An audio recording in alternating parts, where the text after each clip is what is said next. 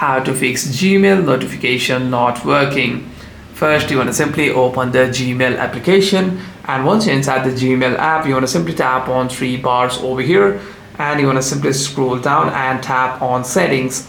Once you're inside your settings, tap on general settings over here, and by doing so you'd be able to see a manage notifications option. Tap on manage notifications, and here you'd be able to see all of the notification settings. If you are not receiving any kinds of notifications, you want to make sure this allow notification options is turned on, and you'd be able to make your changes on notification category as well. You want to make sure all of these options are turned on over here, and you want to also make sure that your device is not on any kinds of do not disturb or on the sleep mode over here. If you do not have do not disturb mode on, you should be able to get notifications from applications from over here. Hope this video was helpful, and if you have any further questions, make sure to leave a comment down below.